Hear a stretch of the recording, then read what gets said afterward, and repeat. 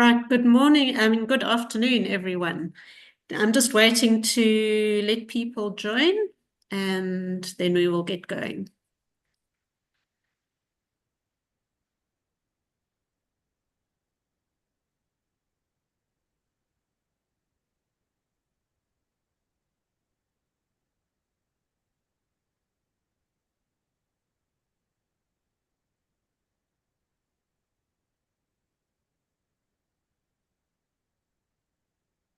Right, I think let's start. Good afternoon, everybody, and thanks for joining us to the first orientation session and Q&A for our new first years in the College of Agriculture, Engineering and Science. A warm welcome. My name is Sally Frost. I'm the Public Relations Manager for the college. To start with, I'm going to hand you over to our College Dean of Teaching and Learning, Professor Naveen Chetty, to officially welcome you, and then we will get going. So Naveen, over to you. Thank you. Good afternoon, Dr. Frost. Good afternoon to the colleagues here, and most importantly, good afternoon to you, our prospective students at the College of Agriculture, Engineering and Science. As Dr. Frost said, my name is Professor Naveen Chetty. I'm the College Dean of Teaching and Learning here at UKZN. I want to welcome you on behalf of the Deputy Vice Chancellor and Head of College, Professor Fatu Madau, to this college, which is the best college at UKZN. And I can unashamedly say that because this college has produced some of the best researchers and has high-flying academics who take teaching and learning to the heart of what they do. We have a number of teachers who have been considered distinguished teachers because of the teaching that they put forward in the classrooms to you. So I'm proudly sitting here welcoming you to a university of KwaZulu-Natal that we want to inspire greatness, but to a college that values the greatness, and the greatness we believe lies within yourself. You are coming into this college for us to be able to give you an education, but at the same time, we want to educate you for the world out there. We want to give you qualifications that make you employable. We also want to make you job ready as you exit into the world, the working world. Ultimately, your qualification that you have when you exit this college and this university must open doorways for you that could never have been opened before. And we take pride in the fact that we will be here to offer you the very best in education, as well as the very best that we can offer you in terms of social engagements, as well as psychosocial counseling. Our counselors are some of the best in the world. So we do understand that you may face difficulties throughout the year, or even as you transition between high school and university. The transition is huge. You're going to find that there's a lot more freedom at university than you did have when you were at school. And you may find that you waste your time by sitting on the beach if you're down in Durban or in Maritzburg, going to the mall or things like that, instead of focusing on your studies. So to help you transition through that, we have an incredible counseling team. Our student support services are here to assist you as much as they can to bridge that gap between the transitioning. And also for the newfound freedom that you have to now learn how to manage your time appropriately, manage yourself, because there's no longer an academic or a teacher who's going to be there saying, did you do your homework? Did you do your tutorial? Did you do your assignment?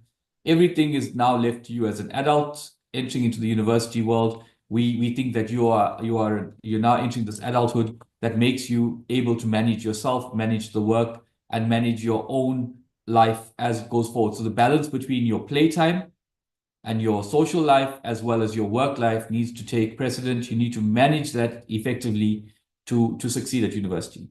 University is not easy. It is quite difficult. You're going to face many challenges in terms of the curriculum, in terms of the volume of work that you may have to do at some times, but don't let it overwhelm you. Remember, you are here. You've made it.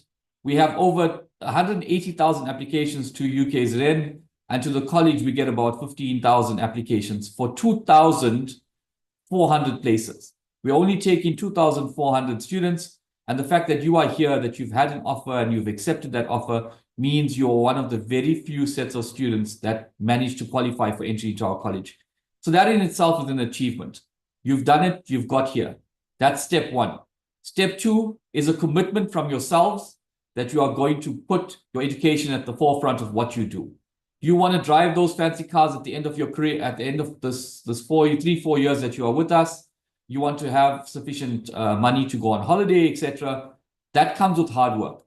It means 4 years of 3 to 4 years, depending on your qualification number of years, of hard work and employing all of your energy to focus on your studies. It's not going to be easy. It's going to be difficult. There are times you're going to sit there and be extremely confused by what the lecturer is telling you or by what you're reading in the textbook, but it gets better. You will get the hang of it. And remember at the back of your mind always that you are one of the very few people that have made it to university, and we believe in your potential. We believe in the fact that you are here and that you are able to succeed in whatever you're doing. And for that reason, we want to make sure that we give you the very best. So your academics will be there to assist you. Your academics are there to guide you with the curriculum, to guide you with any difficulties you may be having.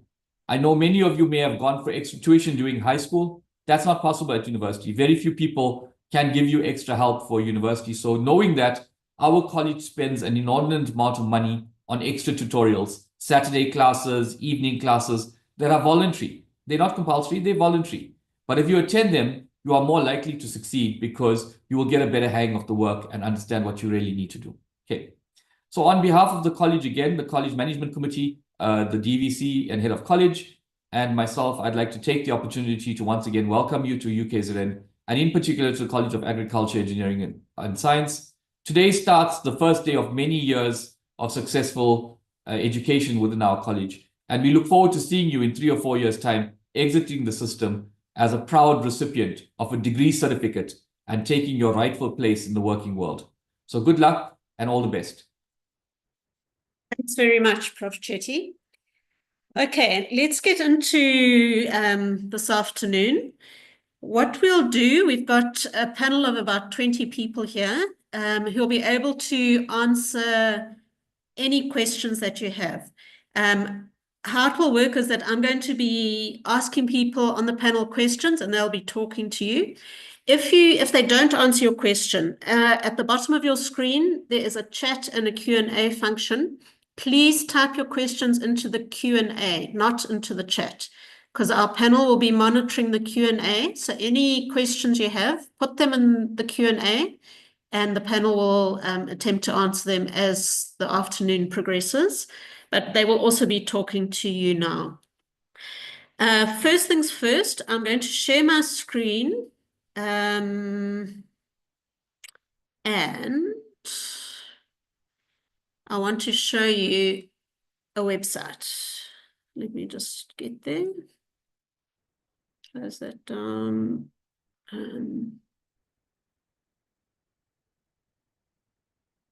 Okay. Sorry, let me just do this again. And let me share my screen. Right. That should be sharing to you. Now, there are a couple of university websites that are critical for you to look at because they will answer all your questions. The first website is the main UKZN homepage. If you Google UKZN, you can call it up. I've got it here. You should be seeing it. And if you scroll down, there's all sorts of information. And some of the information here, for example, to do with registration, late applications. If you're interested in late applications, we are still accepting for engineering. Those are the only degrees in our college we're accepting late applications for. You would go to the UKZN homepage and you click on late applications. If you want to make a change of mind for what you have registered for, we're accepting change of minds. You click on the change of mind. So that is the UKZN homepage.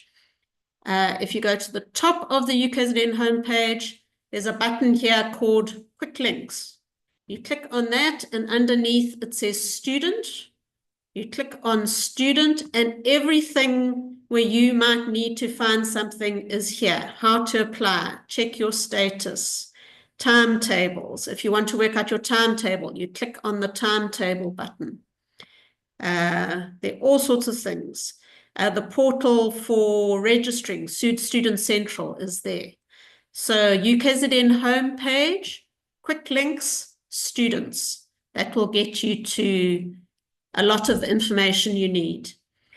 In terms of our college, there are 2 very important pages. If you Google CAES, C-A-E-S, College of Agriculture, Engineering and Science, registration. So CASE registration, you get to our registration page, and there's all the information you need on how to register is here, with useful links, registration videos, how to accept an offer, all sorts of things to do with registration, orientation sessions, sessional dates, first year experience, the college handbook, which is the be-all and end-all in terms of degrees that we offer. It is all there. And the other important page, if you Google CASE orientation, you will come up to our orientation page. I would strongly recommend you look at this page because it's going to answer all your questions. If you scroll down, here are some videos from orientation from last year. These two videos in the middle here, orientation in English, orientation in Zulu. I recommend you watch them. They will give you a very good overview of the college. If you scroll down, there's student information, whether you're doing an agricultural or a science degree or whether you're doing an engineering degree. And there's information on everything. For example, the critical social justice module that everyone has to do, it's compulsory. There's information there on it. There's information how to access your timetable. There's the link. There's information on ICS, how to log on to the university system, how to get your email, how to get access to Moodle, which is the learning platform. All that information is here. So please Google CASE orientation and look at this page and you will find out what you need to know. Okay, so that's just as a background and it will answer a lot of your questions. Okay, I'm going to stop sharing. And now I think we'll get into the Q&A. And the first person I would like to ask to show herself and unmute herself is a former student, Simpiwe Mkasibe. So Simpiwe studied in our college. She did a degree with us, a BSc. So Simpiwe, I'd like you just to tell our audience what it's like to be a UKZN student, how university is different from school, and a couple of tips for success as a student. Thank you, Dr. Sally. So firstly, what is it like to be a UKZN student? So being a UKZN student, especially in the College of Agriculture, Engineering and Science, is both a challenging and a rewarding experience. My journey has not been straightforward. I initially started in engineering before I transitioned to mainstream, where I majored in applied maths and physics. The decision came through thorough research, self-reflection, and a realization of what truly aligned with my interest. So throughout my time at UKZN, I've had the privilege of working as a tutor, a demonstrator, and a first-year experience mentor. Those roles gave me the advantage of engaging with many first-year students, so I understand the challenges that they're about to face. The best advice I can give is don't be afraid to speak up, whether it's your tutors, demonstrators, or lecturers. They've all been first years before, and they're there to help. So this journey has been filled with both highs and lows, but one of the best part has been the incredible people I've met, some of whom have changed my perspective on life and have become my lifelong friends. UKZN is not just about academics, it's a space for growth, self-discovery, and developing real-world skills that will shape your future. And then to answer the second question, which is how is varsity life different from school? One of the big differences between high school and university is the level of independence and responsibility you have. In school, you had teachers reminding you about deadlines, but in varsity, it's all up to you. Whether you submit your assignment or attend lectures, no one will chase after you. It's your responsibility to manage your time effectively. Something I've noticed over the years is that marks tend to drop from high school to university. This is completely normal and in many ways a good thing because failure is part of learning. The key is not to be discouraged, but to use setbacks as motivation to improve. University is about growth, resilience, and pushing yourself beyond your limits. Another major difference is the support systems available. UKZN has mentors, academic advisors, and even psychologists to help you navigate the challenges of university life. The most important thing is to ask for help when you need it, whether it's from your tutors, demonstrators, or support services. Lastly, one of the most exciting parts of varsity life is the diversity of people you get to meet. You'll interact with students from different backgrounds, cultures, and even different parts of the world. The beauty of this is the opportunity to learn from each other and grow in ways beyond academics. It's up to you to make the most of this experience. And then lastly, the 3 tips for success at university. Number 1, I'd have to say time management is crucial. University demands your attention across multiple modules, assignments, tests. So keeping track of deadlines is essential. Don't leave things to last minute, and definitely don't try to freelance your way through coursework. It's too easy to forget that one assignment you told yourself you'd remember. Use planners, calendars, or apps to stay on top of things and avoid unnecessary stress. Secondly, ask for help. Always. I can't emphasize this enough. I personally experienced a situation where I should have asked for help when I was changing my degrees, and it led to certain setbacks I could have avoided. Don't be afraid to reach out, whether it's about academics, career guidance, or personal struggles. UKZN has your tutors, your mentors, and your academic advisors who are there to support you. When it comes to coursework, attend your tutorial sessions and your SI sessions. A common trend I've come to notice is that students start strong and then they stop attending these sessions after a few weeks, missing out on valuable support. And then lastly, you have to balance your academics and your social life. While studying is important, networking and joining student societies and maintaining your mental health are equally essential. University is not just about books, it's about growth, relationships, and experiences. Engage with student organization, attend the events, and surround yourself with people who motivate and uplift you. A well-balanced student life will help you stay motivated and mentally strong throughout your journey. Thank you very much. Thanks very much, Simpiwe. Okay, I see there are floods of questions coming in. So if the panel please can monitor the Q&A. Students, use the Q&A for questions. If you're wanting to chat to each other, then use the chat. Okay, I see there have been questions about registration. So I'd like to call Dudu Lutuli. Dudu, if you can unmute yourself and show yourself. Dudu heads up academic administration on the Howard College campus. So Dudu, if you can just talk us through the process of how to register online. Hi, thank you, Sally. Hi, everyone. My name is Dudu Lutuli. I am one of the PAOs for the College of AES. I am based at Howard College campus. I also oversee Pietermaritzburg campus. We also have another PAO, Miss Mdlaka, who is based at Westville campus. So what I will do today is just to take you through the process of registration online. It's very simple.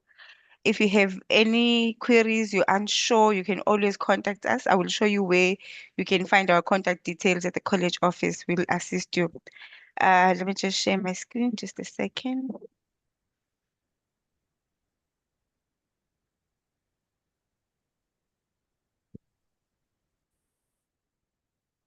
So you can see my screen? Not yet, Dudu. Not yet, okay. Share. Okay, we can see it. Okay, you can see it. Okay, thanks. Okay, so basically what you will do is to go into our college website. So you click there and then you go and click here to register online. So if you click this part, it will take you to this page, the Student Central. So when you get to this page, you'll have to put in your student number. So I will do the same. I already have a PIN, but I will just show you how you go about this. So you put in your student number 223036 264, and then you click proceed. So when you click for proceed, it will ask you for your LAN password. So some of you might already have the LAN password. So if you do not have, if you're the first time trying to register, you put in the student number, and then when you come to this page, it will automatically send you a password on your cell phone. So you use that password to log in. Then you put in that password, then you click login. So when you click that login, it will take you into this page. Sorry, just a second. Okay. It will take you to this page. Okay. So when you get to this page, you put in your student number and the PIN that will be provided to you. You click login, and then it will take you into this page. So this is our registration page. So when you get to this page, very important that you read through these details. It will help you to know exactly what you are doing. So you've already accepted your offer that was given to you. And then now we are going into web registration. So when you get to web registration, you click on online registration process. You can click on this page. It will tell you exactly how to register online, the steps, where you start, how it goes, and then you need to click to rules and regulations. When you click to your rules and regulations, you need to read through your rules and regulations, very important. It will tell you what is happening when you do your registration and things like that. And you have to accept your rules and regulations.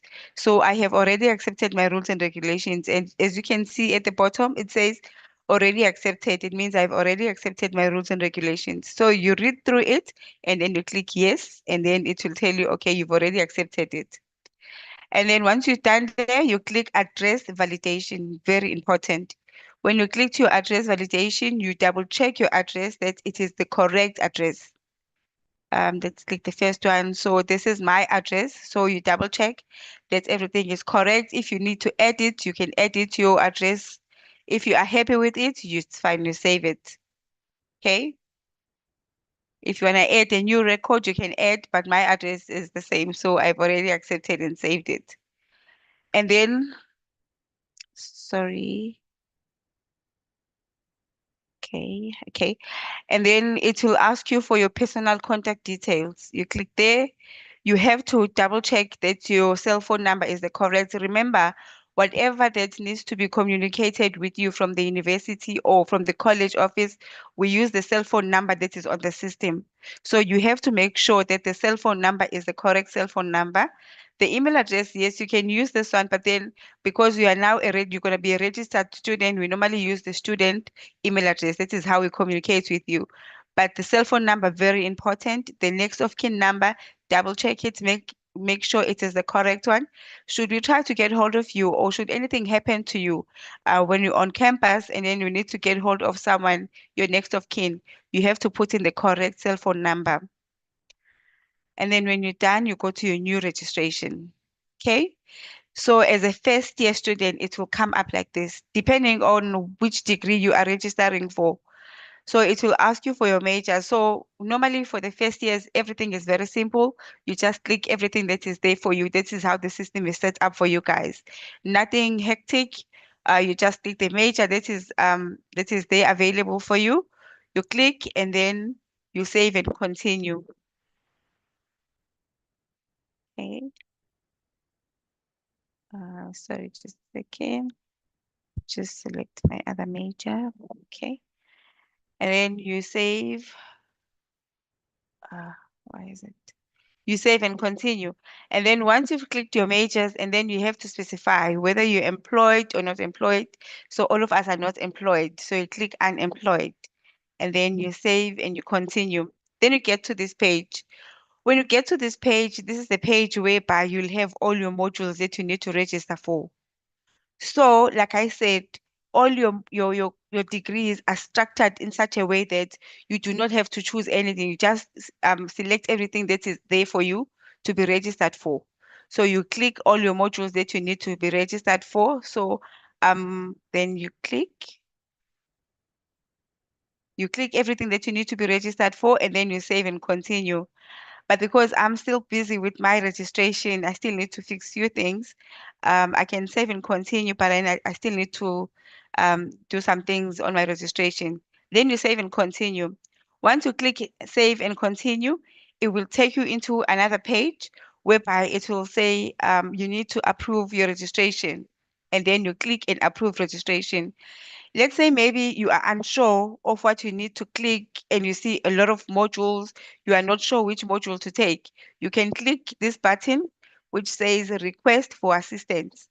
If you click this button that says request for assistance, it will take you through to the college office staff. It could be Howard or Maritzburg or Westville, wherever that you applied for. It will take you straight there, and then you type in whatever query that you're unsure of, or the modules that you're not sure which modules to select. You type it there, and then one of the college staff members will respond to your query. So they will go in and see which qualification you've applied for, which qualification you've been accepted for, and then they will advise you accordingly to say, no, you can select all the modules, or these are the modules that you can select. Or if you require further assistance, they would let you know that, okay, no, it's fine. We will look through to your registration and then we'll come back to you. And then once that process is done, you are happy with your registration, you go to the final page where you will click and say, finish my registration. It will give you the proof of registration. Once you get that proof of registration, it will tell you exactly which modules you're registered for, how many modules you're registered for. Normally for science students, you're supposed to be registered for 4 modules per semester, which means for first semester, 4 modules, second semester, 4 modules. And then for engineering students, depending on the degree that you are doing, normally it's about 6 to 7 modules per semester for engineering students. And then when you look there where it says credits available for this year, when you look up there for science, it's always 384 credits that you need to be registered for. So if you want to double check that your registration is correct, you look up there, you need to have 64 credit per semester, and then it will tell you which semester one, how many modules, how many credits, sorry, you're registered for. And then you're done, finish, happy, you get your proof of registration. Should you wish, maybe you've consulted with one of the academics or one of the ADOs, you see that no, there's a change that you need to do into your modules. You are maybe not happy with one of the modules, or you click something that you're not supposed to click, you can always do your change of curriculum by clicking here. Underneath new registration, there's a change of curriculum. You can click there, and then it will give you the options of what you can change to. If you want to maybe add another module, or you want to withdraw a module, it will give you that option. And then you click there, you choose the module, or you withdraw a module, and then you click finish, and then it will give you another proof of registration. Thank you, Sally. Thanks very much, Dudu. And I see there was a question, when does registration close? Correct me if I'm wrong, Dudu, but I think it's the 14th of February. Yes, that is the correct. last day, the Yeah, last the day 14th. for registration. So make Yeah, sure you registered before then. Lectures start next week on the 10th of February. We will have information desks on each campus and FYE mentors taking tours if you are lost. But lectures will start next week, and your lecturers will be in touch with you via email initially on your student email. Okay, going on to the next question, which is about funding and fees clearance. Nonku, are you here? Nonku Keys or Marsha? I see Marsha here. Is Nonku here?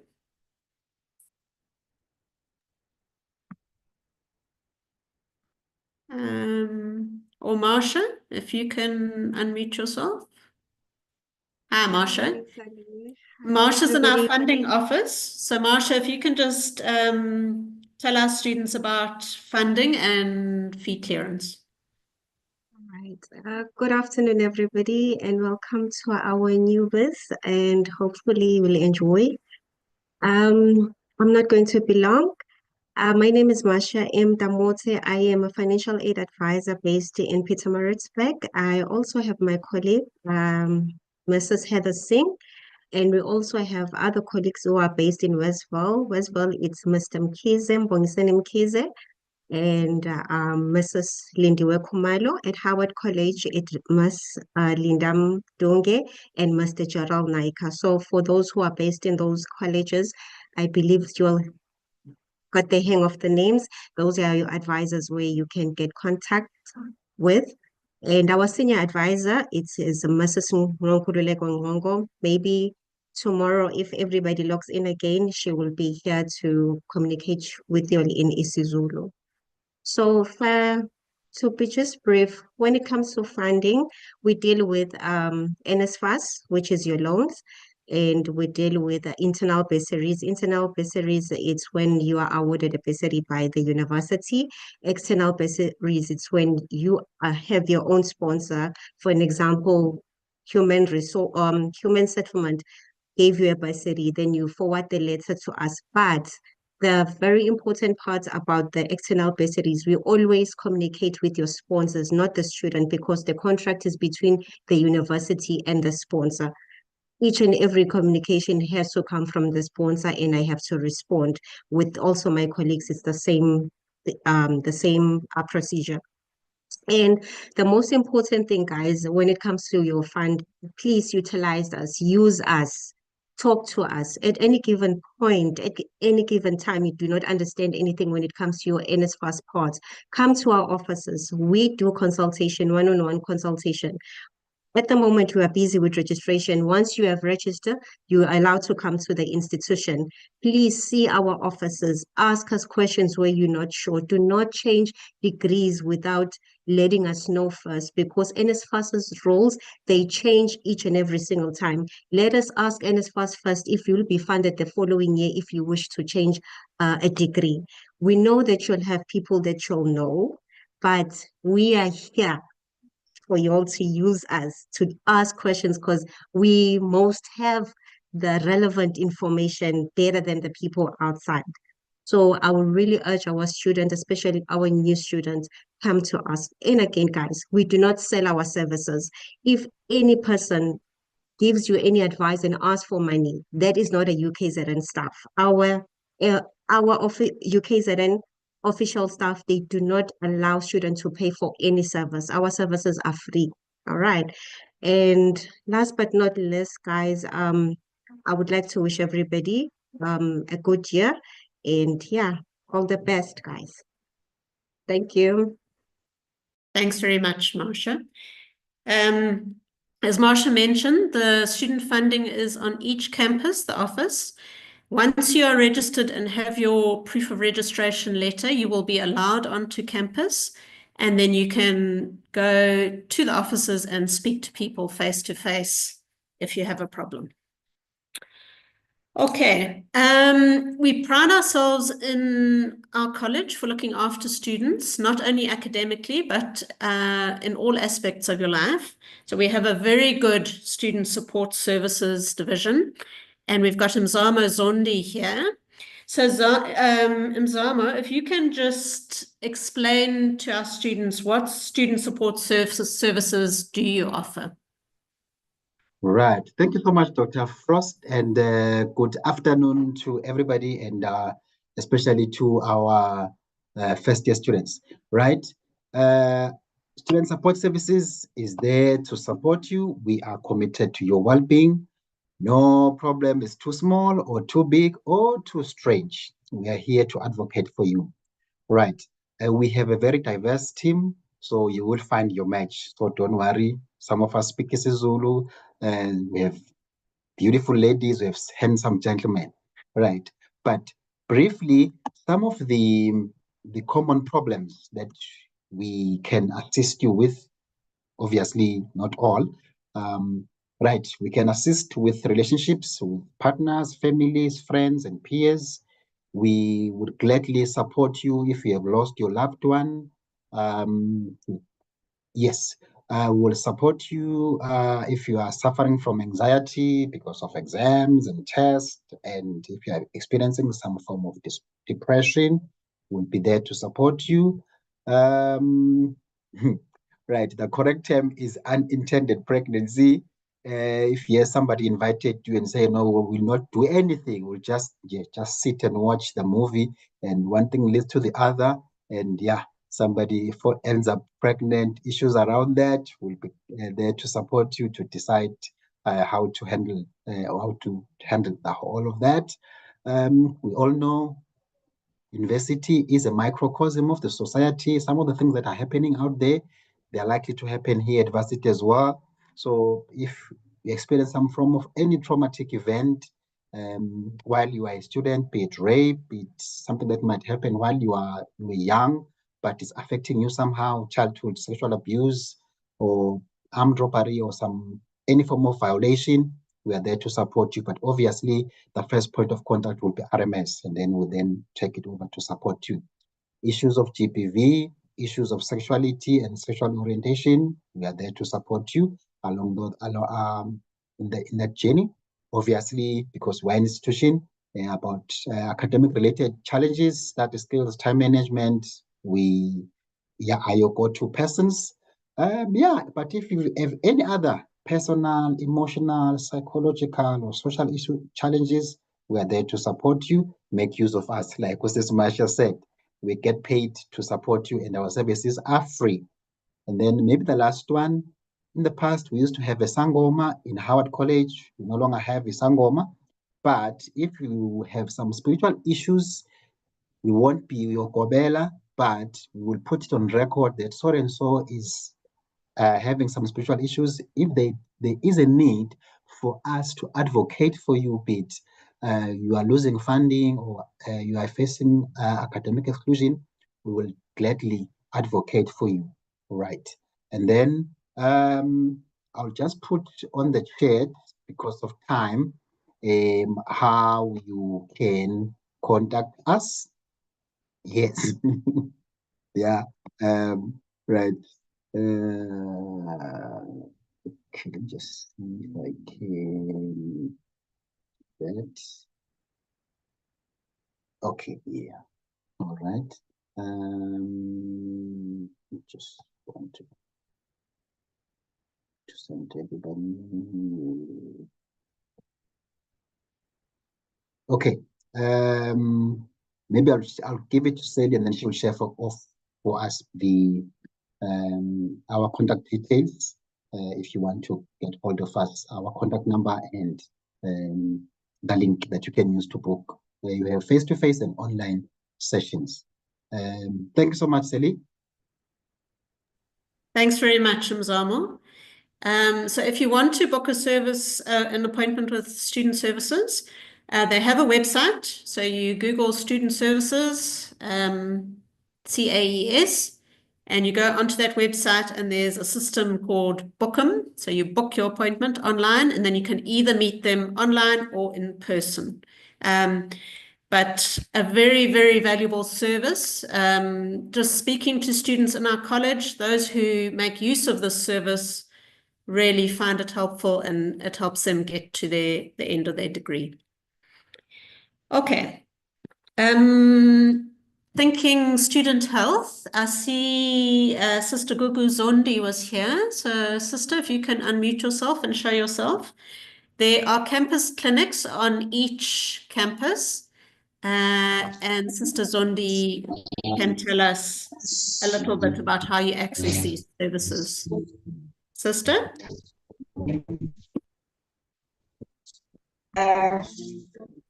Good afternoon. Thank you, Dr. Frost. Good afternoon, everyone. Good afternoon and welcome to the first year students to AES. I am Sister Kukuzondi, the HOD for Campus Health Clinic. I'd like to speak on behalf of Campus Health and Wellness, which is including health clinic, as well as occupational health and AIDS program, which is known as CHASU, or the AIDS program. So just in a nutshell, we've got about 5 clinics in all the campuses, which is in Pietermaritzburg, Edgewood, Howard Medical School, as well as Westville. We provide, I don't know if my face is we provide a high quality, comprehensive and caring confidential treatment provided by professional nurses and locum doctors. These are primary healthcare trained nurses.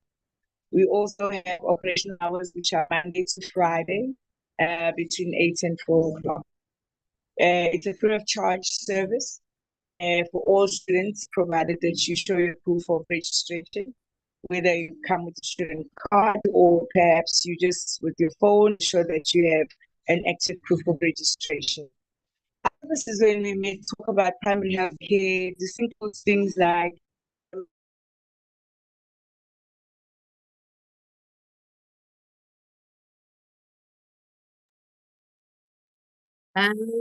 Gugu, we've lost you.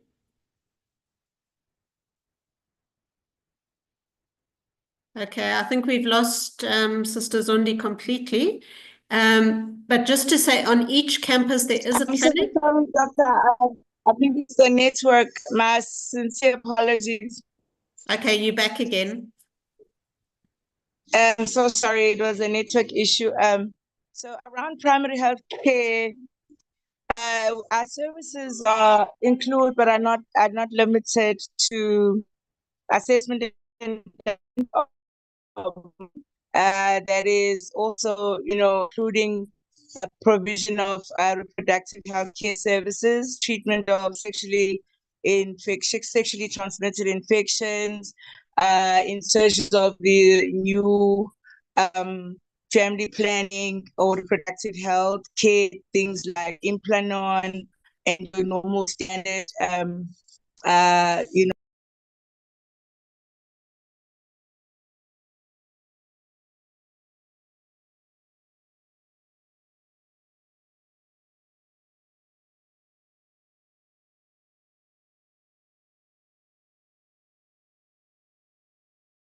Hi everyone, I got kicked out, but I'm back. So hopefully you can all hear me again. Okay, I'm moving on to the library services. Library is a place where you'll spend a lot of your time whilst you're on campus. Is Gillian here? Gillian or Goitza, are you here from the library? I'm here. Can you hear me? Yes, we can hear you. Sorry, I'm having a problem with my presentation. camera at the moment. Sorry about that. So, if I'm clear enough, can I please share a PowerPoint presentation with you? Will that be fine? Yes, you should be able to share, Gillian. Yes. Yeah. Doctor.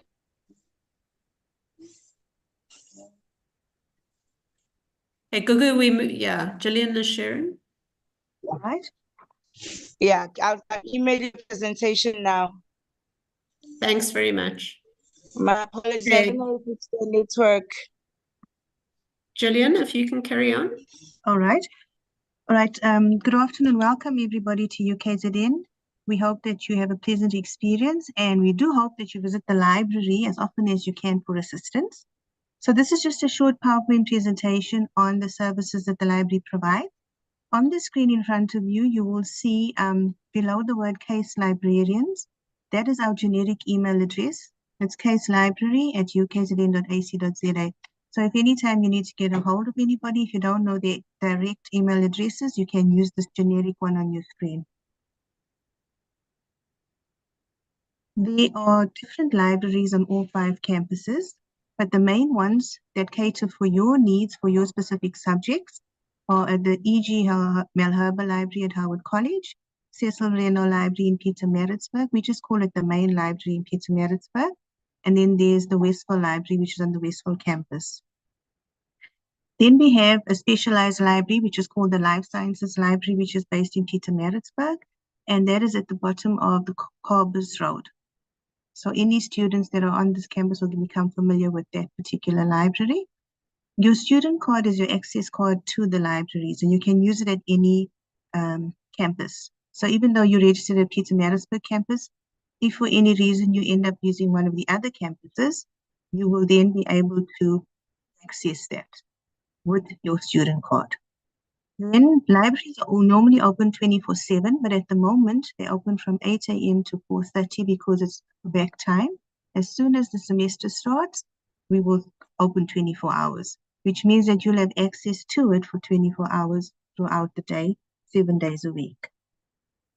Then we have various facilities and services at the libraries that are available to you. We have print books, we have ebooks, and ebooks are books that are found online, so they're electronic books. We have theses of our masters and PhD students, which are also available to you, and journals and other resources as well. So there are databases that are specific for your subjects, and then there are for other subjects as well. So when you come to the library, we'll explain all that to you, and it's also to assist you to find resources for your assignments and your essays.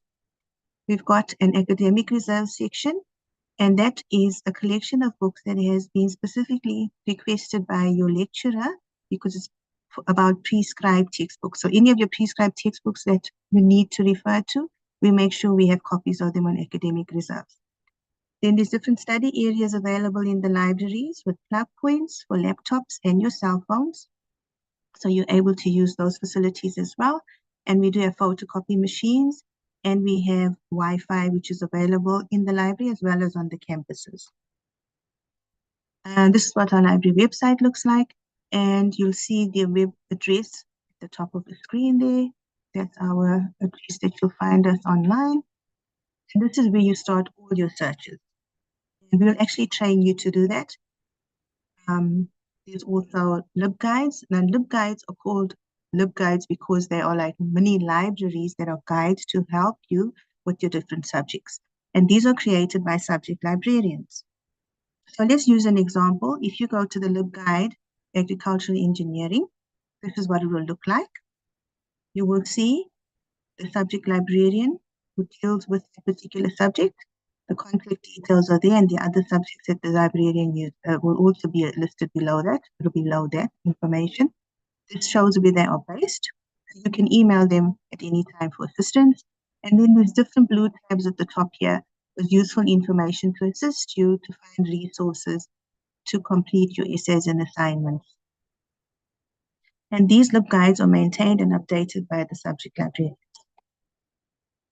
Then you have subject librarians available on every campus, right across all 5 campuses. But let's use an example like geography. If you're studying geography in Pietermaritzburg, you have subject librarians that are based at the Cecil Reno Library and at the Life Sciences Library.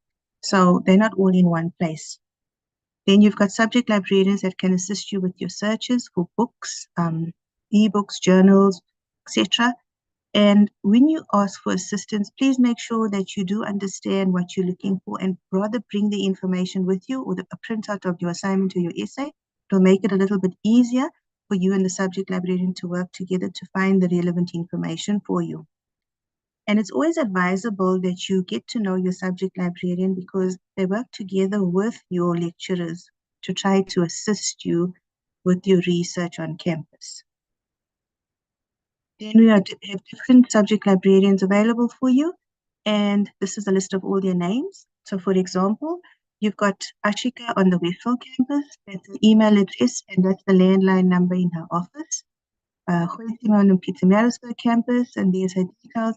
These are my details listed here. There's Minentle on Howard College campus. Shoba and Simon are both at the Life Sciences Library, which is in Pietermaritzburg. And then Sanjeev and Dominic are at the Westville Library on the Westville campus. And we are having online trainings for you, which we will advertise on the library's webpage, the UKZN notices. You'll get a student email as well. And then all on social media platforms. We do put it on the University Facebook page. So please make sure that you have a look out for that. And those trainings are done online via Zoom. So you can actually join anywhere on campus or even if you're off campus, and you'll get access to all those trainings. So we actually train you how to use all the resources that the library has, which is the databases and the catalog. So you will be able to do your searches independently thereafter. And if you still need continuous training thereafter, you're welcome to come to us in our offices. You can phone us, email, and we will assist you. The various trainings that we're offering during this session from the 3rd to the 14th of March, which is not far away, it's next month. We're having iCatalog, which is the library's catalog in English and isiZulu, my library account in English and isiZulu. It's important that you have a library account. You don't have to pay for that. There's no extra expense. You're a registered student, so you're entitled to create one. It just makes it easier for you to manage all the books that you take out and that you have access to. It'll all be listed on your account. Then we have different referencing styles that we are going to look at, APA and Harvard. You need to know your referencing style because that's what you're going to use in your list of references when you complete your assignments or your essays. So please make sure you check in your subject, whoever your lecturer is, ask which referencing style you use. So that's the correct one that you'll add in your assignments. We're also going to cover Google Scholar, EBSCOhost.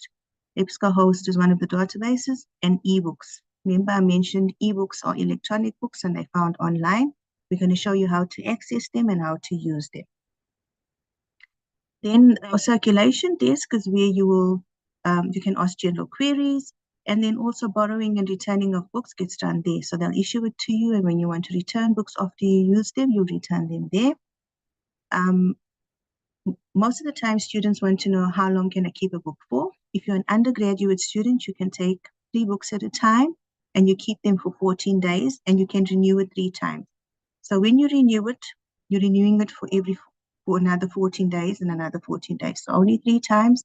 And after that, you have to return the books to the circulation desk. And if you need to borrow them again, once it's returned, they can reissue it to you. So it starts another cycle of renewing it if you need to use it. Then we have our academic reserve section, which I explained to you as where your prescribed textbooks are kept, and that's at the circulation desk as well. Please note with academic reserves collections, you need to give the collect information for them to give that to you. So you need the title of the book and the surname of the author. And that's how you would request those books. Then your inter-campus loans, if there are any books that are not available on the particular campus where you are, when you look on the catalog and you want to request it from another campus, that is the option that you would use. It's called inter-campus loans because it's borrowing books between different campuses. Thank you. So that's the end of my presentation. I will take any questions if you have any. Okay, thanks, Gillian. If anyone has questions about library services, please put them in the Q&A. And panel, please monitor the Q&A. I see there are quite a few unanswered questions sitting there. Okay, the next issue I want to chat about, Trevor, if you hear, Trevor Abrams is in charge of risk management services on the Maritzburg campus. I'm sure you all want to be safe while you're studying at UKZN. So Trevor, if you can unmute yourself. Where has Trevor disappeared to? Good afternoon, Sally. Oh, there you are. If you can just give some advice and tips about safety on campus, Trevor. Thank you, Sally. Good afternoon, everybody. Firstly, let me just tell you that safety your safety is our concern. However, we are all responsible for our own safety, and obviously we need to be able to look after ourselves wherever we are. RMS is always available 24/7 for you to come through, ask any questions, report incidences, whatever issues you have, even if it's just direction, whatever you want to ask, you can come through to RMS, which is open 24/7. On the behind of your student cards, you are able to get the contact numbers for RMS, and you can phone them at any time. Here at RMS, we are constantly upgrading our personnel and security systems to be in line with security trends and combat crime, so that we can keep you safe on campus. It is, however, essential that every student learns how to stay safe whenever they are on campus. The basic rules of crime prevention apply to everyone who are on campus. Criminals are particularly interested in students for several reasons. One is that students have laptops and all these devices that they carry around from, the basic, or at least the geographical setting of our campus is very difficult. You have to commute on a public road in order to get from point A to B. And even if you're going around to the shop. So please, if you can, do not carry these devices with you when you're walking on the roads. If you are walking on the road, preferably get a group and walk in groups so that you are able to keep yourself safe and be there for each other.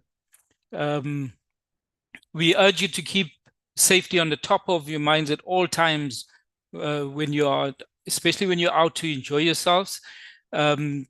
Be particularly aware of alcohol and drugs, that alcohol and drugs interfere with your ability to make clear decisions and communicate effectively. Perpetrators are often not strangers to victims of sexual related cases. So please just be careful who you let into your room or your surrounding. If you feel unsafe or think you may be at risk, leave the situation immediately. It is always best to go out in a group with friends you trust and to stick together. Don't accept drinks from strangers and watch your drinks at all times. Just a few tips for the resident students: always lock your resident door, even when you are going to, even if you are going to the restroom or just going out to a friend for a while, make sure your door is locked. The resident hall doors must be secure at all times. If you find someone has propped the door open, remove the barricade and secure the door. Report suspicious persons you may see in the residence. Never open a door to strangers. Report any irregularities around your area to RMS immediately. If you have lost your resident key, report that immediately and have your lock changed. Do not carry your valuables around with you, as I earlier said, especially when you're going to do grocery shopping. So you're going to be carrying lots of luggage, or packets, your food packets, so you don't need the extra baggage of your laptops. Most importantly, don't be fooled when you're at the shopping center. There's people around there that are waiting for you to try and convince you that they have specials. They don't even work for that particular store. Please stay away, stay clear. Just maybe even if you come across as rude, that is much better than being fooled and then becoming a victim. Lastly, just to tell you, university is an exciting experience. To ensure that your experience is memorable for the right reasons, mix with people who are like-minded about personal safety and you can rely on in an emergency. University cannot guarantee your safety, but all measures have been taken to ensure you will be safe if you are sensible. For any emergency, please use the numbers at the back of your student card, as I mentioned earlier, and ensure that you can actually contact us 24/7. Don't swipe anyone in with those student cards. It belongs to you and you alone. Don't borrow it out to anybody as well. Thank you, Sally. And if there's any questions, I'll be ready to answer it. Thanks very much, Trevor. If you have any questions on safety, please put them in the Q&A. RMS also are in control of your student cards. If you're not sure how to get your student card, once you have registered, you print your proof of registration letter. You'll be allowed on campus. Take that letter with your ID to RMS and they will issue you with a student card. Now, on the various campuses, in Maritzburg, RMS is by the main gate off King Edward Avenue. On Westville campus, you go downstairs in the main hall is where the student cards are set up. And on Howard College, I think you go to Shepston Building. And then that is how you get your student card on campus. And then that gives you access to various lands and campus. Okay, I'd like to move on to sports. I think Zilungile, you were here and then you left and you're back. If you can unmute yourself. And just to tell our students a bit about what sports are on offer and how they can get involved in sport on campus if they would like to. Zilungile, are you here? Yes, you are. Yes, I'm here, Sally. Can you hear me? Yes, I can hear you. And you're sharing your screen. Yes, thank you so much. Good Yes. afternoon. My name is Zilungile, as Sally have said, and I'm the sports department for UKZN. I am based at Pietermaritzburg, but our sports is in all 5 campuses at UKZN. So in any campus, you can join your sports. Age youth There's sports, Howard College and medical school are together. And then there's Westville and PMB. And this is where you find us in terms of your registration. Unfortunately, for our sports, you have to register and sign in the indemnity for all our sports.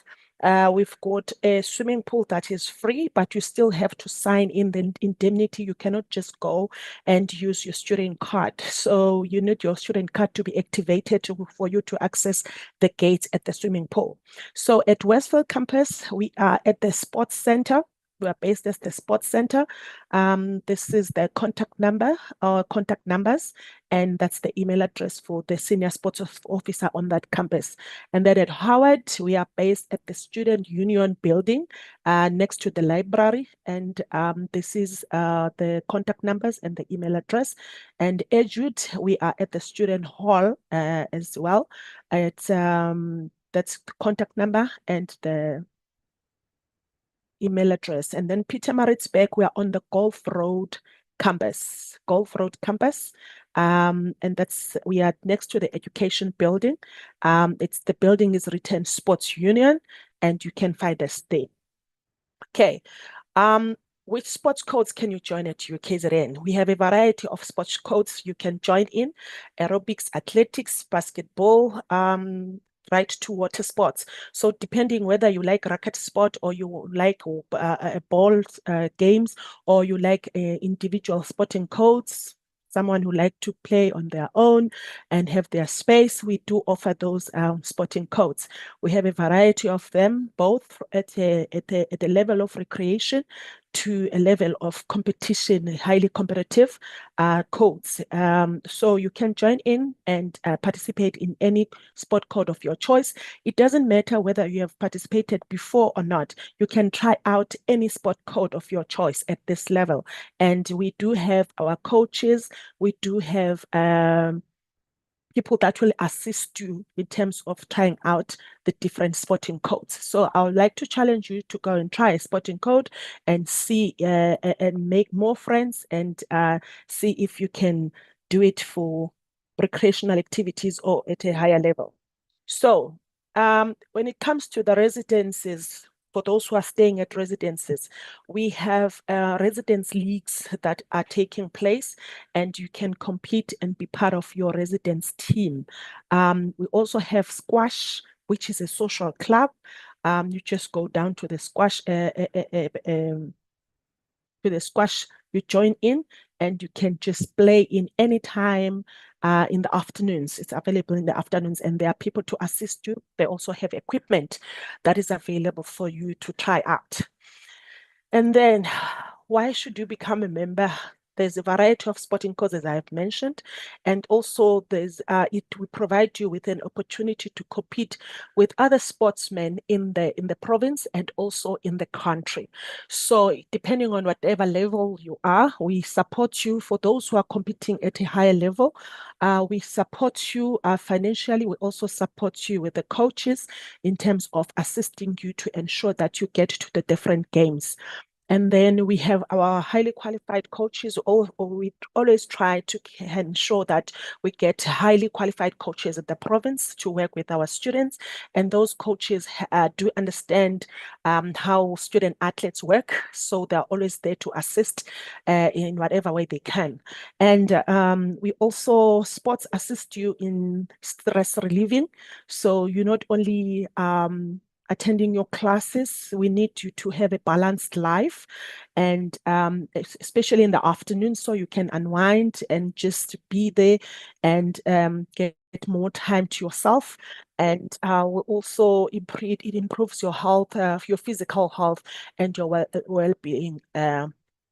So when it comes to becoming a member of any sporting code, you have to go to any of the sports administration offices where I had mentioned Guti, they are there to assist you. So you produce your student card once you have registered, and then they will give you a form to fill up. You choose the sporting code that you like to participate in, and then They will give you that form, and you don't have to give us your ID size photo. We'll take it from the system, the one that you've used for your student card, and we'll make a sports card for you. Okay, it's as simple as that. And even if you are choosing to do it is swimming, because I know most people, they like to do swimming, and some of them have not done swimming before. We do offer swimming lessons for free. As long as you're a registered student, the swimming lessons are for free. You can just sign up and attend those swimming lessons with our lifesavers. Okay. So welcome to UKZN Sports. We're here to assist you. Please just challenge yourself. If you haven't done sports before at high school, just challenge yourself and see what you can enjoy. Just for fun, if you are not an athlete. But if you're an athlete, we would like to welcome you, and we hope to see you in the future. And then in the following month, in this month in March, we have Varsity Shield games that we'd like you to invite you to.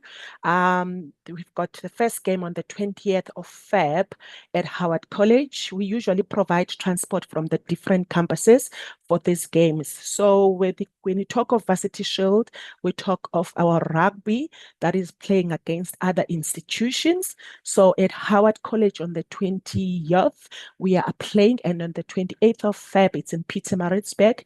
14 March is the ladies' game, rugby ladies game, and on the 27th of March, it's the men's again. So I'd like to thank you and welcome you to UKZN. We'll meet on the fields. Thank you. Thanks very much, Silungile.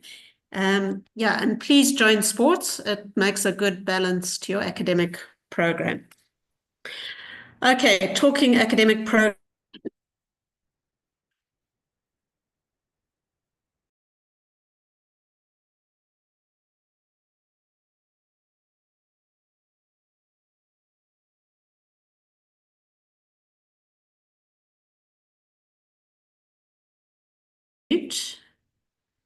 And show yourself. I think I lost you in between. I think you have called me for academic monitoring and support. Am I right, Sally? Okay. Let me share my video.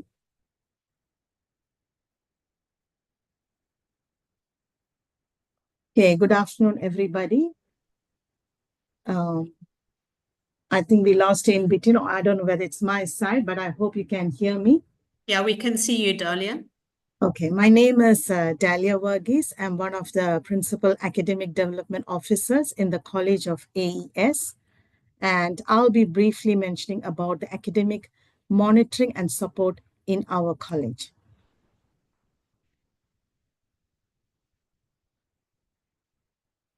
So we are about 5 principal ADOs in the college, and in addition to that, there are another 5 senior ADOs. And our main mission is to guide you along a well-structured and holistic academic development pathway, starting from registration, which you will be starting today. Many of you have already started, followed by regular academic monitoring and academic support wherever necessary to make sure that all of you achieve the desired level of academic performance until you graduate as far as possible in the minimum possible time. At UKZN, we have the academic monitoring policy, and the main idea behind this is to identify underperforming students timeously, early enough so that we can provide the necessary academic support and bring the students back on track academically. Now, in addition to this, there is a responsibility for the students as well. It obligates the students also to attend the prescribed academic support programs to make sure that they make use of all the interventions and come back to good academic standing. Let me quickly explain a little bit about academic monitoring first. So academic monitoring is the evaluation of student performance. It is done at 2 levels, the intra-module level and the inter-module level. Now, intra-module level is done within a module, and it starts immediately after the first assessment. And this is done by the lecturers for the module as well as the academic development officers. So if the students start failing the assessments, then they are invited for academic counseling just to identify the issues they are facing. And we try to provide the interventions so that they can catch up and come back to good academic standing. And the intermodule level, that is done at the end of each semester. And that is based on the results you have obtained in all the modules you had studied in that particular semester, as well as all the semesters you have been here. Now, based on the intermodule performance, that is the number of credits you passed in a particular semester and all the modules you have passed so far, based on that, we have a robot system to monitor your academic performance. This is more or less like a color coding system.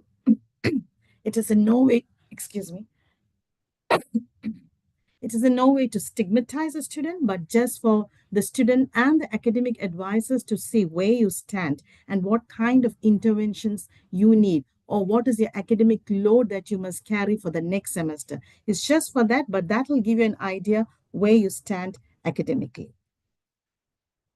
And based on that, we have 5 different color codes. So if you're performing very well, your academic performance is excellent, then you're coded blue. If it is good academic standing, then you're coded green. But once you start failing modules, that is when you can be coded orange. And once you're coded orange, it is compulsory for you to make use of the academic support programs. We make sure that your load is reduced for the next semester so that you can cope. But in spite of these interventions, if you're still not performing well, that is when you can drop down to red. But even on red, you will be allowed to continue with your studies, but with a lower load and regular monitoring and with proper interventions to make sure that you can continue, you can catch up, and you can come back to good academic standing. And in some cases, despite all these efforts, irrespective of all the interventions, if you still continue to underperform and continue to fail modules, that is when you can be excluded from the university. Now, exclusion for you for first years, you will not be excluded in your first year of study because we understand that this is a first year. There's a big adjustment for you at university. So you will not be excluded. But from the 3rd semester, there is a possibility that you can be excluded if you're not coping with your studies. So I would suggest that in case you feel that you're not doing well, don't wait for the last moment. Rather make use of all the academic support that is offered to you. So as I explained, your color coding, you will look at the credits you passed in a particular semester, as well as the total credits passed over all the semesters. In short, for a student to remain on green, you need to make sure that you pass at least 3 modules every semester. The normal load for a science student is 4 modules in a semester. So if you pass at least 3 modules per semester, you can still remain on green. And also you should pass at least 75% of the maximum credits till date. Now, all those things will be explained to you in detail during one of our workshops later in the year. Now, this looks a little bit complicated, but this is a flow chart which is there in the handbook, and this is what we follow to come up with your color coding. But this will also be explained in a separate workshop entirely on the robot system, on how this works and how you yourself can assess your academic standing. Now, coming to academic support. This is offered free to all registered students. All the academic support programs are free. You don't have to pay for anything. And one of our flagship programs, which is found to be very effective, is the SI sessions or the supplemental instruction sessions. These are like collaborative study groups, which are led by well-trained SI leaders, and then they help you with study skills and by integrating what to learn with how to learn. This is a very good academic support program, which has been proved to yield good results if you attend the sessions regularly. In addition to that, we have one-on-one sessions, which are the hot seats for all the math modules and some of the modules like chemistry level 1 modules, where students can get one-on-one assistance from senior students free of charge, and you do not need any appointment. You just drop into the facility and get help. We also have the writing place, and that is mainly for the LEA students where you have to write a lot of projects, write essays. So you can get help with academic writing from the writing place as well. In addition to that, we have peer mentors. Some of the mentors would have already contacted you. We have residence tutorials, usually after hours. Then we have workshops which are organized regularly. And we also have academic advising, which is a one-on-one session with the academic development officer, just to assess the progress of your studies and to identify if there's any issues that you're facing and that's affecting your studies. Before I end, let me give you a few tips. You have heard this at least a couple of times from a college dean and one of the students as well. It's very important that you manage your time right from the first week of your lectures. Secondly, make sure that you attend all the formal lectures and tutorials. Although some material will be available online on the learning management system, I strongly advise you that you attend all the contact sessions with the lectures. Then prepare well for the lectures and tutorials in advance so that it will help you follow what is being taught in the lectures easily. And most importantly, get help as early as possible. If you feel that you're not coping, get help as early as possible. And if you don't know whom to get help from, we are there. Your first line of contact can be the principal academic development officers. There is one academic development officer for Harvard College along with a senior ADO. On Maritzburg campus, we have 2 principal ADOs and 2 senior ADOs. And on Westville campus also, we have 2 principal ADOs and 2 senior ADOs. And we are assigned to specific schools. So you can book an appointment with us via the Bookham app. The link is on the screen, but we are going to email the link to all of you. So whenever you feel that you need help academically, please book an appointment with us and come and speak to us, and we will see where we can help you or to whom we can direct you with. Now, before I stop, let me remind you that we also have an academic boot camp that is coming up next week in the first week of lectures on the 10th, 12th, and the 14th of Feb. It will be there in both Westville and Maritzburg campus, where we'll be explaining more about study skills, Robert system, and everything that you will need during your studies here. So please make sure you attend on your particular day. So we have separate days for each school, but these details will be emailed to you. And if possible, we'll also put it on the chat. And please make sure you attend this. I know that a lot of information has come to you, but if you have forgotten something, we will talk more about it and in more detail about it during our academic study skills bootcamp. Let me stop here and over to you, Sally. Thanks very much, Dahlia. Okay, I'm going to move on. You might well have heard of the first year experience or the FYE program.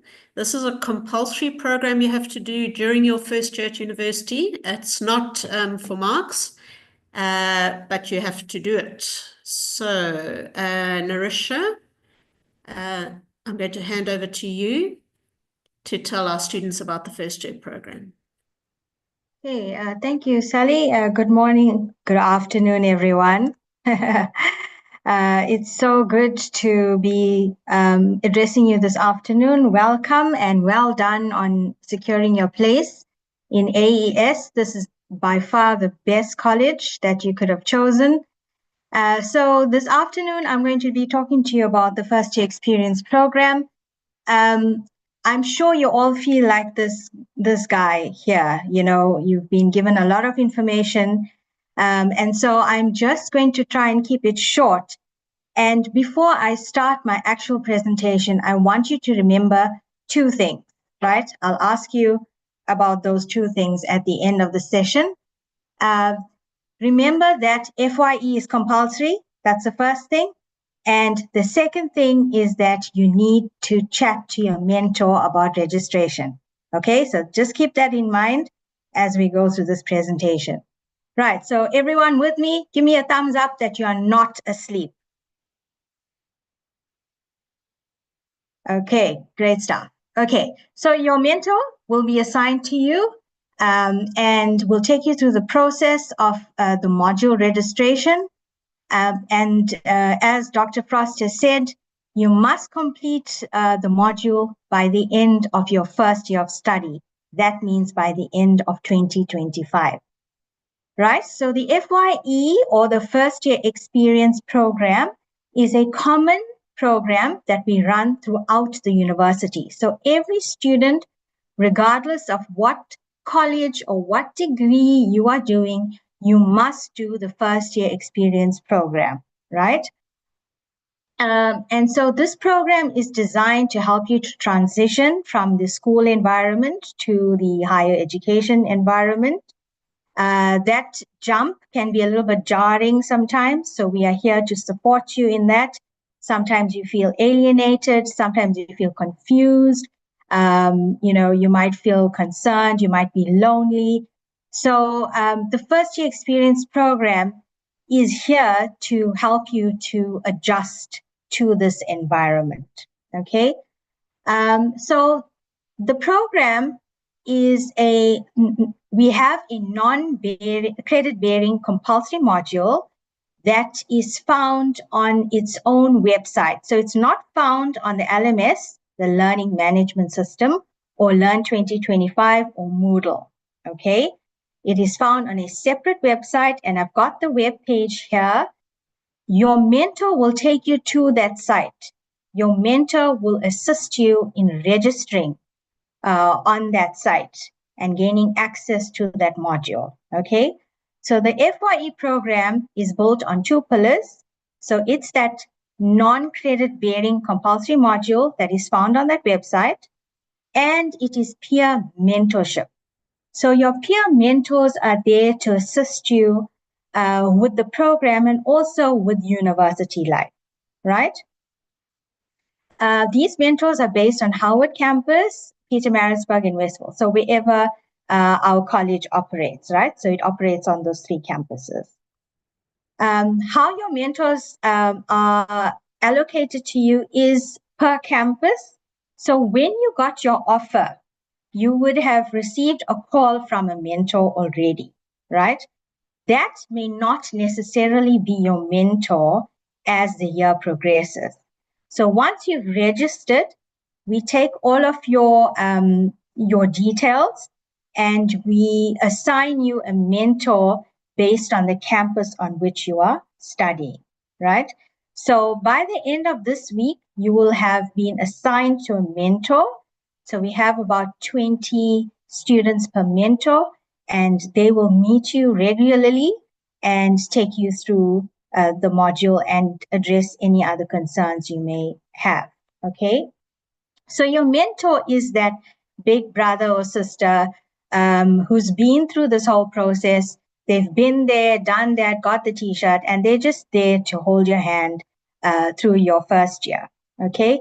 So, first year can be a very difficult time, adjusting, and the dropout rate is the highest in your first year. So this program is meant to address that, right? So your first unit in that online module will address many of the concerns that I've seen on the question and answer section in this webinar. Things like, how do I go about compiling my timetable? What is the handbook? How do I read the handbook? And it will explain all of those different aspects that you need to know at this point in your journey. So the units are designed to meet you where you're at in your journey. So this first unit will help you to, transition through in this first bit of registration and orienting yourself into your programs, right? So there's even a section on digital literacy where we will go through how you go about accessing your modules on Learn. How do you access your email address? All of those things are addressed in that first unit. The second unit starts when you start getting into the academic program itself, and this is on academic study skills. We'll take you through what academic writing is, your different learning styles, time management, plagiarism. I saw that there was a question on referencing. So we'll take you through all of those very important academic writing conventions in the second unit. Okay. The third unit is addressing the mental, wellness issues and teaching you about global citizenship and sustainability awareness to make you a better, well-rounded individual. And we have counselors as well who will be addressing you and taking you through that section. The last unit, which I think should come maybe at the beginning as well, is on financial literacy. So many of you would now be responsible for handling your own finances. So there's lots of good information on how you will be managing your money and making good financial decisions. So that particular unit comes through towards the end of the year. Okay, so during the year, you will meet up with your mentor. Your mentor obviously will take you through to the online platform and help you to register there.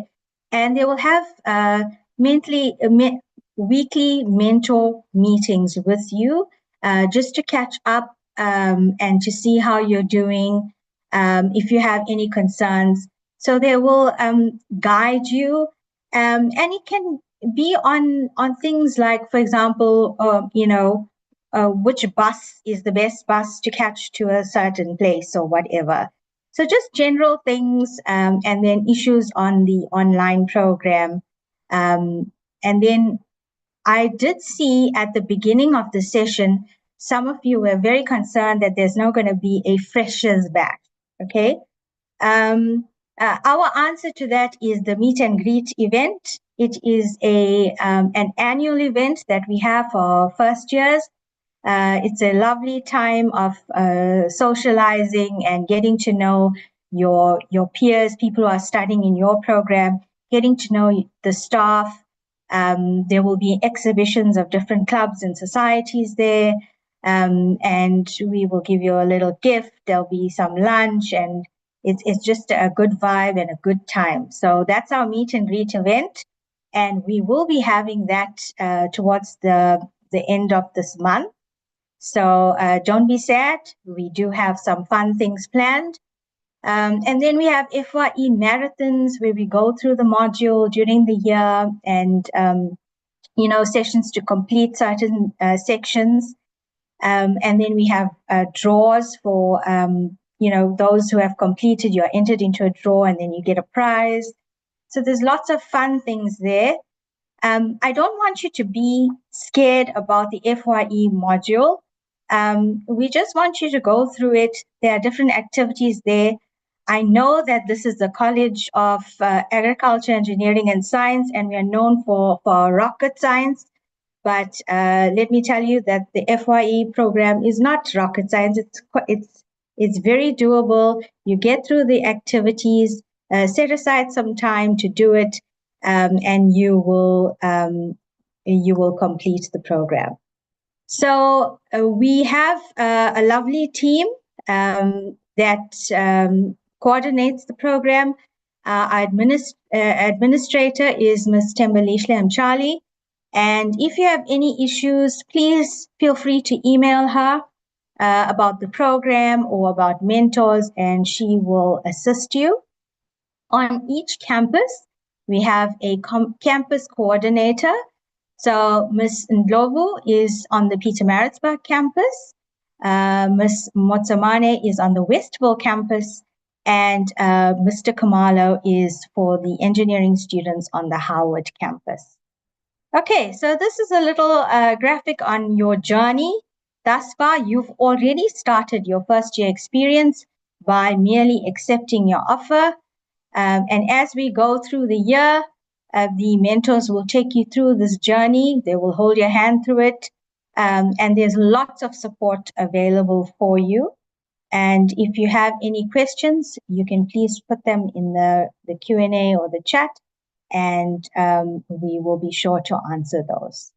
Thank you very much. I look forward to seeing all of you at our meet and greet. And yeah, all the best. Okay, before I end, can you just quickly put in the chat, not the Q&A, the chat, what are the 2 things that I asked you to remember quickly at the beginning of the session? Thanks, Narisha. Okay, so that was about the FYE experience that is here to assist you. The other module that is extra to your normal curriculum is the critical social justice module. This was introduced a year ago, and before you graduate, every single UKZN student needs to do this module. So we have Spa Kambule here, who is involved with the module. Spa, if you can just explain a little bit about this module and what students need to do. If you can unmute yourself. Thank you, Sally, for the introduction.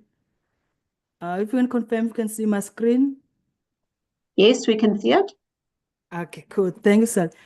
So, good afternoon, students. My name is Pamandla Kambule. I'm the module and project manager. And with me here, I have my colleagues, Dr. Sahira, who's the college coordinator within this module. So my task is very much simple, is to simply explain the new compulsory EDSJ module. And it is my hope that through my presentation here, you will discover why it has been introduced, who is it for, and how it will be delivered. And most importantly, you'll discover what it covers, its benefit, and what we hope to achieve through your engagement in this module. So I won't take much time to sort of like cover the motivation behind the design and the introduction of the module, but I would like to highlight that the University of KwaZulu-Natal is very much excited about the introduction of this new compulsory module, and it has been labeled as a bold move by the institution. This is simply because such an introduction of such a very powerful module, it embodies the commitment of the institution to take the project of liberation and empowerment more seriously. So Professor Thabo Msibi gives a very valuable insight on this new critical social justice and citizenship module in a video that my colleagues will share with you on the chat just now. So just mind the link and then you can enjoy the video later. So I would like to invite both parents and students to watch and listen to the video to learn more on the motivation behind the design of the module and discover why it has been introduced. Okay, so in terms of the module objectives, in this module, we will look critically at various forms and phases of prejudice, discrimination, and oppression. So it is what we hope to achieve in this module. So in a nutshell, as you engage in this module, we hope that you will challenge the definitions and labels that isolate, devalue, marginalize, and exclude certain individuals and groups of people. So we hope that through your engagement in this module, you will be provided with alternative definitions, understandings, and insight of what it means to live with diversity, inclusion, and in a social justice in society or citizen. So it is within what we hope to achieve through this module that you will start to plot a way forward where we learn to accept, celebrate, and respect all people regardless of their differences. So with that said, I think it highlights to the critical pedagogies that we use in this module. People would likely call it the education of the heart. So my colleague who just presented before me requested that you show by show of thumbs reaction to show that you are still available. So I wanted to request from all of you to use your reaction, use a heart. since here we're talking about education of the heart to indicate that you are still alive there. Cool. So as I go on, I know most important question that you'll be asking yourself is how does this module work? So it is a compulsory non-credit bearing module for all University of KwaZulu-Natal first entry students. 2025 will mark the second year where we'll be enrolling this module throughout colleges and throughout our campuses at the University of KwaZulu-Natal. So even though it is a non-credit bearing module, a register is taken in each in-person tutorial session, and student engagement with the online pre-recorded lectures is closely monitored to ensure progression. So I want you to pay attention to the third bullet now. So students can register for this module in either the first or second semester while within their first year level. Should it be a case that you are not able to participate fully or you were able to participate partially within this module in your first level, and then you need to be able to given a chance to continue or re-register for the module in your second year, you can do that, right? But you need to ensure that you sync curriculum advising with your ATO. So with regards to the module requirement, this is very much important. 100% completion of all activities on your LEARN 2025 is required for you in order to pass the module. And also 100% attendance at all in-person tutorials that are scheduled is required to pass the module. So within the college, we have some schools that we've been recommended to take the module when they are on their second year. For example, all engineering first entry students will be taking this module in 2026. The same goes with Bachelor of Science, Engineering, Augmented. You'll be taking this module in 2026. And lastly, Bachelor of Science, 4-year augmented program. You'll be taking this module when you are in your second year of studies, right? Should it be the case that you've already picked up this module during your registration process, please, I'll advise you to urgently sync curriculum advice with your ATO, right? So let's look at how the module is designed in terms of its structure in the form of a blended learning approach, of which we are adopting in this module, right? So there are online pre-recorded lectures that you are required to engage with. So you need to watch the recorded lectures. They are in a short format, and there are preliminary questions that you will need to complete immediately after watching the pre-recorded lectures. So in total, there are 9 pre-recorded online lectures that you'll need to engage with fully at your own time. And immediately after that, you will need to attend your in-person tutorial session. So you'll be assigned into small tutorial venues where you will be engaging with your peers. A session will be led by a well-trained facilitator. So in this in-person tutorial session, you will participate in interactive, theme-specific, and group activities. And in your engagement with your peer, you also gonna be sharing your lived experience with themes that are of pertinent to the module. So as you engage with your peers within the in-person tutorial session, ensure that at the end of each in-person tutorial, you take note of an unlock code, right? Okay, if you're following, so following your in-person tutorial session, there will be a post-tutorial reflection submission that is required of you to submit. So before you submit that reflection, you need to enter the unlock code. The unlock code will be provided during the in-person tutorial session. After that, you will be required to write a short reflexive summary on the key learnings from the in-person tutorial session. So you also need to provide feedback on the effectiveness of the tutorial session that you've just attended. And should you be in need of extra help, what we have done in the LEARN 2025 page, we have attached an AI robotic tutor. The AI reflective tutor robot will assist you or guide you in writing your reflective submission. So what I'm sharing on the screen now is just a screenshot of how the module looks like on your Learn page. So if you look on your far left, you will see there's lecture 1. So under lecture 1, there will be a recorded lecture that you'll need to watch. Immediately after that recorded lecture, you'll need to submit a reflection activity. And then after this second part of lecture 1, you will have to attend your in-person tutorial. In your in-person tutorial, you will be given an unlock code that you will need to come back to your Learn page and enter that unlock code. So once you've entered the unlock code, you'll be able to submit your final reflection submission. So in a nutshell, these are the lectures that are pre-recorded for you to engage with on the Learn 2025 page.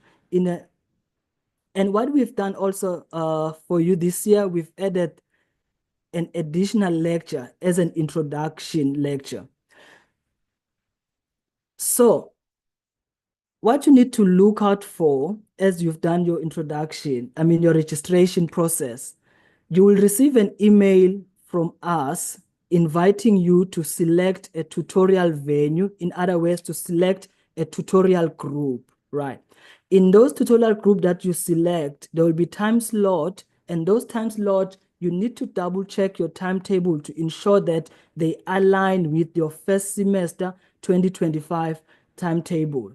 So once you've selected the time slot, you need to block that time slot on your timetable to ensure that throughout the semester, you will be attending this module during that time slot.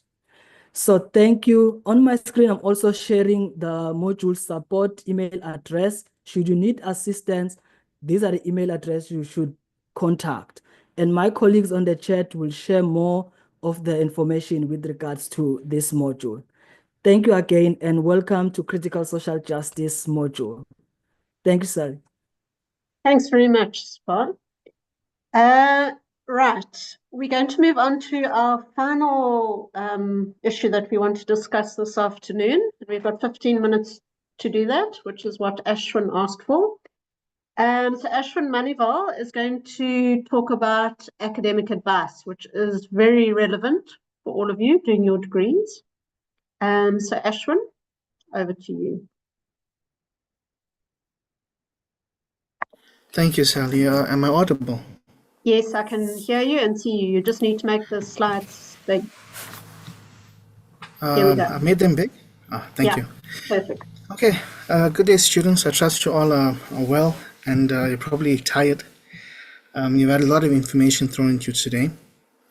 So I'm going to keep it short. I'm going to keep it sweet. I'm going to tell you exactly what you need to know about academic advising. But first of all, let me say congratulations. You're coming to university. It's an amazing part of your life. You're going to enjoy yourself. You're going to make a lot of new friends. You're going to have a lot of successes. There's a bright future ahead of you. So let me encourage you and tell you from the start that you must work hard. University is not easy, but nothing in life that's worth having is easy. Okay, you have to get used to working hard. You have to get used to doing what you're supposed to do. You can also have fun, but you got to get into the mood of working hard. Now, academic advising. So academic advising, if I had to describe what it is, academic advising, plainly put, is staff at university giving students advice and helping them to align their academic, their personal, and their career goals. We have many different types of academic advisors at university. You've already met the peer mentors. These are peer advisors. We have ADOs, academic leaders, student counselors, the academics themselves, but the ADOs are the custodians of academic advising. Okay, they're the first line of contact in this regard. What I want to do, firstly, if I'm going to explain, I want to zoom in onto the aspect of curriculum advising for this talk. But the first thing I need you to understand, and this is very important, is you need to know who you are in the university and where you belong. So our university has 4 colleges. We have the College of Agriculture, Engineering and Science, the College of Health Sciences, the College of Humanities, the College of Law and Management. And I hope you know, I'm sure you know, that you belong to the College of Agriculture, Engineering and Science. And within that college, we have 5 schools. This is important. These 5 schools are agriculture, earth, environmental sciences, chemistry and physics, life sciences, math, stats, computer science, and engineering. And we've given them abbreviations in the brackets, and abbreviations are self-explanatory, but you can remember them as we move forward. And so curriculum advising starts with you understanding your handbook. Now, there is something called the handbook, and this is very important because as time has moved on, we've become dependent on technology. We've become dependent. We go to the registration system, we click on it, it tells us the modules, we click the modules, we either can find them or can't find them, and then we ask for assistance if we can't. But it's very important that you obtain the handbook. The handbook will be posted on the UKZN website. You can get physical copies. Once you're on campus, you can get physical copies of the handbook. But you have to be able to go to the handbook. You have to be able to go to your qualification. And you have to be able to identify your qualification, your majors, your streams. And you have to be able to identify the rules that are surrounding them. So the qualification is the degree for which you applied for. The major or the stream is the branch of that qualification. The modules are the courses that you study. And the schools, your modules, your majors, and you yourself will belong to one of the 5 schools. So in our college, we have different types of qualifications. We have the Bachelor of Science, the BSc, the Bachelor of Science in Engineering, Bachelor of Science in Agriculture. Then we have other specialized qualifications like the Agricultural Management, the Agricultural Extension, the Bachelor of Science in Land Surveying. But what I want to zoom in on today is your Bachelor of Science, your BSc, right? Because the BSc uses what we call a combination of majors. The other programs are relatively fixed. So if you took your handbook and you went to your engineering programs, if you went to your Bachelor of Science in Agriculture, you'll see that the modules you select is self-explanatory. They tell you exactly what to pick. Maybe there's a few electives here and there, but you guided along that process. There's little you can do to make wrong selections. Your BSc has 2 parts here, 1 and 2, which I've shown here on the screen. So the one here is the focus programs. So for example, chemical technology, these programs have fixed structures, relatively fixed structures as well. But it's your general BSc here at the bottom. This general BSc uses a double major system. So we have 2 streams. We have the AES stream, the M stream. So if you're into maths and if you're physics and computer science, you'll be in the M stream. If you're in the AES stream, this is life, earth sciences. This has to do with your genetics. It has to do with your microbiology. Your chemistry as well will fall under AES stream. And then there's this concept of a double major. So at university or in this BSc, I'm going to zoom in on the BSc now, right? So you engineering guys, you agricultural guys, this doesn't apply to you. The numbers don't apply to you, but the logic applies to you, okay? So I'm going to zoom in onto the BSc degree and I'm going to explain a few things. The total credits for your BSc degree is 384 credits. So over this whole degree, you need to have 384 credits. These need to be at least 96 at level 1 with a maximum of 160. You must not go above 160 degree credits at level 1, at least 96 credits at level 2 degree credits, and at least 128 at level 3.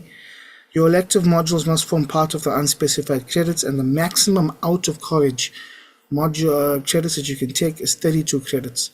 But there's caveats to it. There's certain rules with certain in-college modules, but we will chat about that later.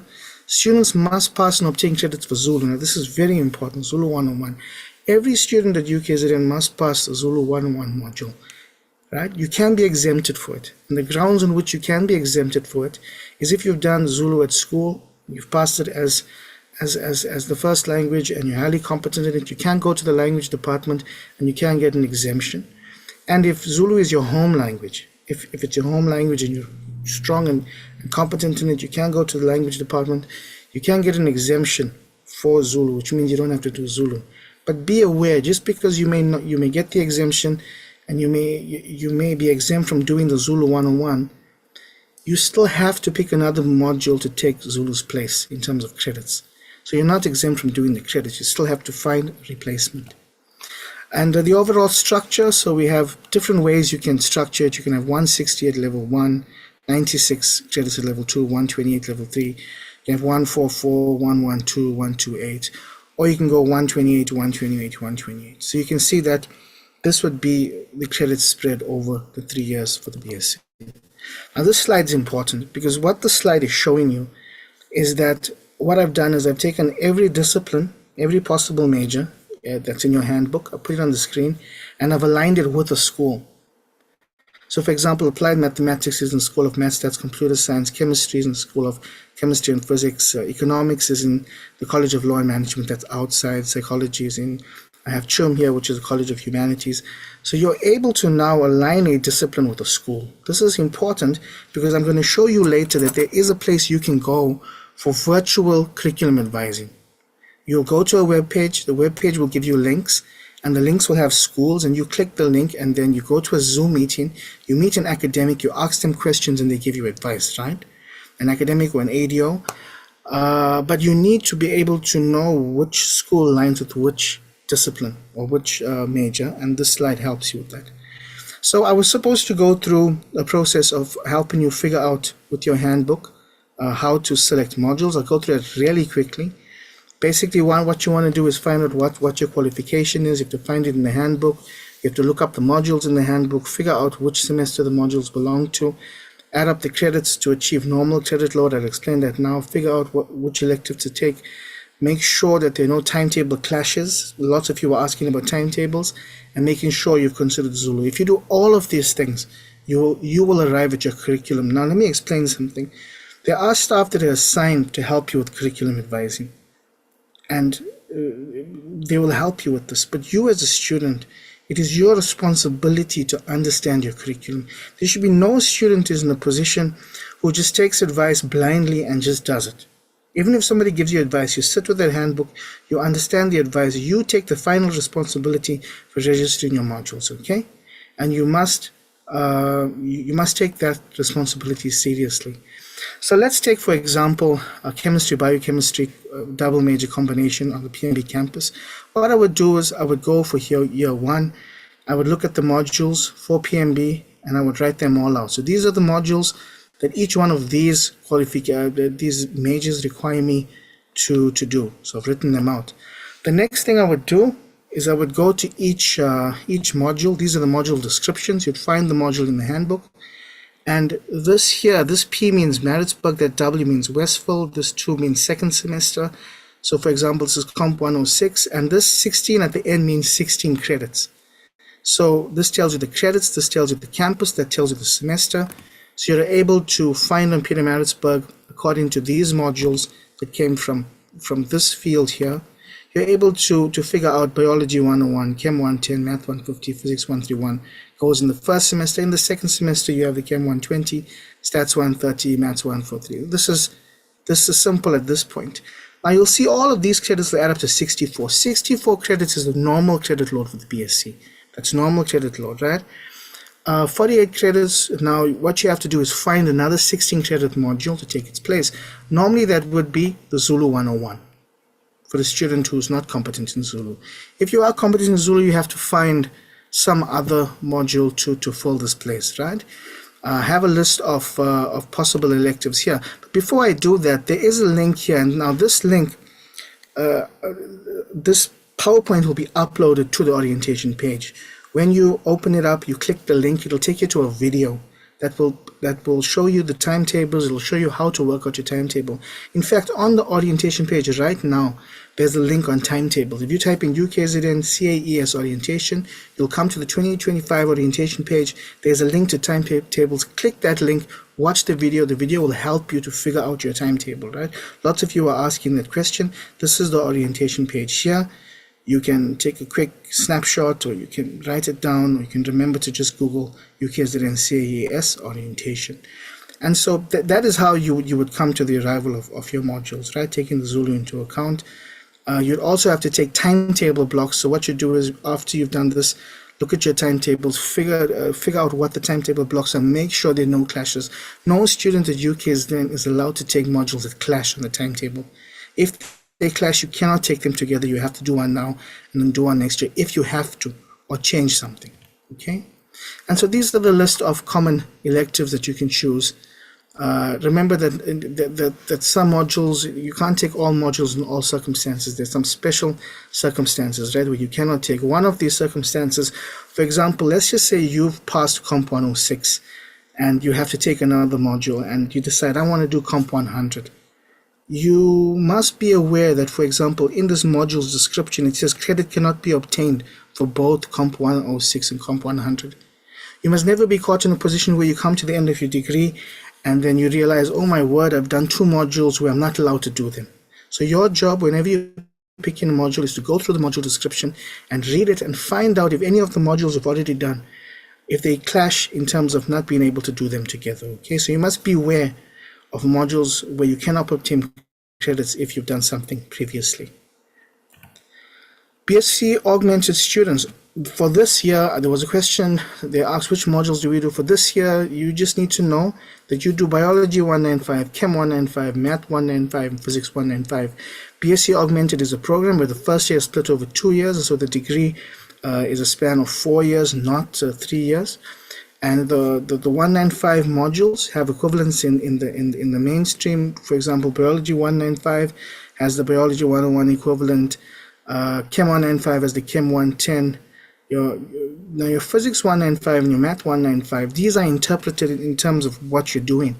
So if you are a student who's in augmented and you're going to major in M stream, then your 195 Math is equivalent to 130. If you're going to major in AES stream, then it's equivalent to 150. Now this is important because if you fail a augmented module like Biology 195, you cannot repeat Biology 195. You have to repeat the mainstream equivalent, which is Biology 101. So when it comes to something like maths, the module you repeat is dependent on the stream you've chosen. This is important, right? This is a change in 2025. It's in the handbook. You must get the handbook and you must look at it. Finally, how to receive academic advising advice for registration. This is the academic advising link. This is also in the presentation, which I will send to Sally to upload. The link has changed this year, so there's some letters that are different. Go to this link, click this link, go to the Zoom meetings, you'll see the ADOs there, you'll see academics there. They will help you, they will give you advice with any curriculum advising that you need, right? That has to do with your modules, but you must remember to have the right school. And finally, what I've put here is our team of ADOs. I think Dr. Varghese also put this slide up. These are our ADOs, principal ADOs across the different campuses. These are very, very, very competent individuals. Very highly qualified with PhDs and masters, and they're very experienced. They've been working in the field of student support for many, many years. And if you need any assistance, they can help you, especially in the area of academic advising. So now I'm going to hand over to Sally, and thank you for your time and good luck with your studies. Thank you. Thanks very much, Ashwin. That brings us to the end of this afternoon session. That's been a lot of information. The session has been recorded on YouTube and we will load it onto the orientation website. So if you want to listen to anything again, it will be there. We will also load all the slides that you saw today onto the orientation website, so you can refer to it. We will be repeating this session tomorrow, same time, 2 o'clock in isiZulu. So my colleague Cindy will be chairing that session. So if you want to come and listen to the isiZulu one, please come tomorrow. Then the same session will be on Wednesday evening at 6 o'clock if you need to come after work or your parents want to listen. And then important for engineering students, there's academic orientation, same time, 2 o'clock on Thursday online. I see there have been quite a few questions about registering for modules for engineering. The engineering first year timetable is set and it appears on the website, but they will explain that to you on Thursday. Okay, I think that's everything. So I hope this was useful. I know it was long, but adjusting to university is quite a big thing and we would like to make it as easy as possible. So thanks for joining us.